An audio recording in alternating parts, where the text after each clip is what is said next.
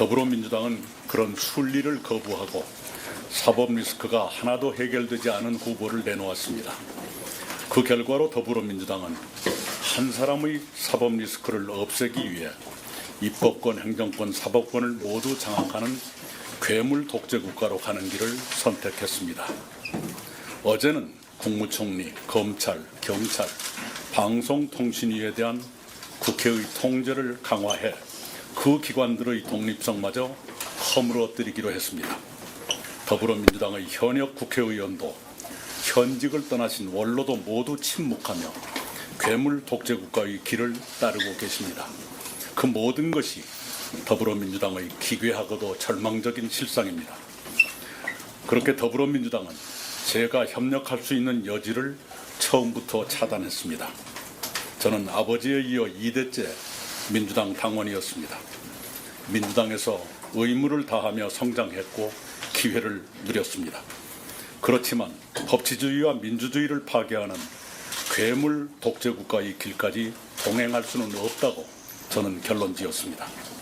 더불어민주당이 그런 괴물 독재 국가의 길을 걷게 된 데는 윤석열 전 대통령과 국민의힘이 결정적으로 기여했습니다. 윤석열 전 대통령은 착오적 망상과 혼미한 오판으로 턱없는 비상계엄을 선포해 헌정 질서와 민주주의를 일거에 무너뜨렸습니다. 국민의힘은 미친 비상계엄을 막지 못했을 뿐만 아니라 사후에도 비상계엄을 일부 두둔하고 윤석열 전 대통령에 대해서도 애매한 태도를 취했습니다. 윤석열 전 대통령과 국민의힘의 그런 황당한 기류는 더불어민주당에 폭주의 구실을 주었습니다. 더불어민주당은 탄핵 세출을 통해 윤석열 정부를 쓰러뜨리며 내란 종식이라는 이름 아래 괴물 독재의 길로 질주했습니다.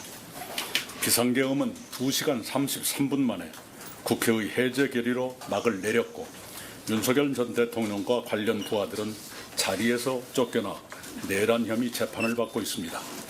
비상계엄은 헌정 질서와 민주주의를 파괴했지만 신속한 계엄 해제와 대통령 파면을 포함한 사법 절차 진행은 국회의 계엄 해제 결의와 탄핵 소추 같은 견제 기능이 살아있기에 가능했습니다.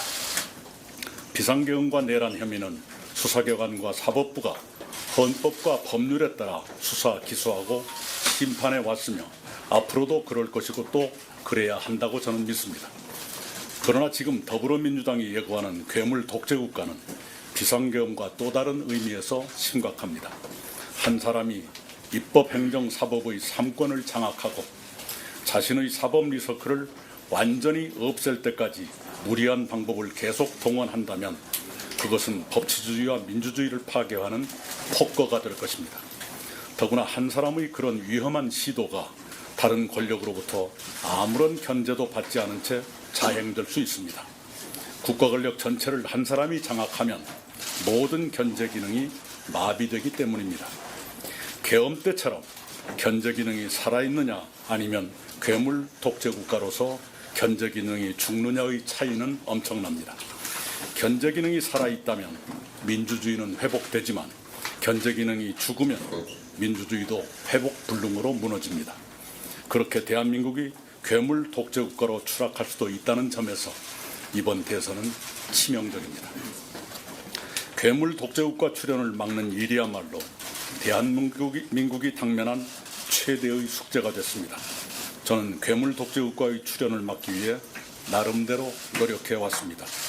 그와 관련해 저는 김문수 후보의 거듭된 요청으로 어젯밤에 그를 광화문 제 사무실에서 비공개로 처음 만났습니다. 김문수 후보와 저는 괴물 독재국가 출현을 막고 새로운 희망의 제7공화국을 준비하는데 각자의 방식으로 협력하자는데 원칙적으로 합의했습니다. 우리 두 사람은 국민 통합을 위한 공동정부 구성과 운영, 제7공화국 출범을 위한 개헌 추진 협력, 2028년 대선 총선 동시 실시를 통한 대통령과 국회의 임기 불일치 해소 및 3년 임기 실천 등에 원칙적으로 의견을 같이 하고 구체적 협의는 양당에 맡기기로 했습니다.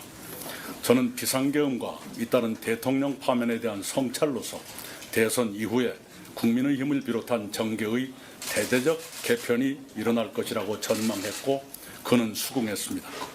저는 윤석열 전 대통령과의 결별을 거론했고 그는 경청했습니다.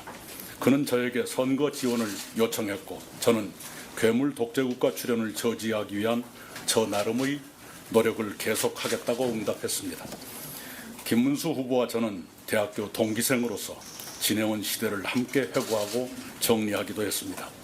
김 후보는 저와 같은 날 같은 대학교의 다른 단과대학에 입학했으나 졸업은 그가 저보다 20년이나 늦었습니다.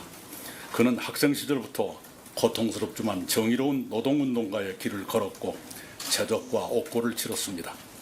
그는 부인과 함께 노동운동을 계속했으며 그 후에 국회의원 3번과 도지사 2번을 지냈지만 지금까지도 봉천동의 25평 국민주택 아파트에 산다고 합니다.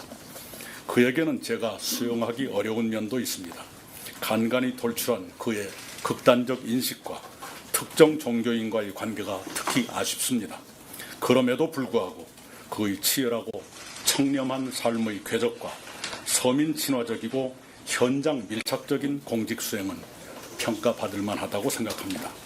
특히 평택 반도체 단지 조성처럼 멀리 보는 정책의 결정과 추진은 아무나 하는 일이 아닙니다. 무엇보다도 당장 눈앞에 닥친 괴물 독재국가 출연을 막는데 그가 가장 적합한 후보인 것은 분명한 사실입니다. 그래서 저는 저의 한 표를 그에게 주기로 했습니다.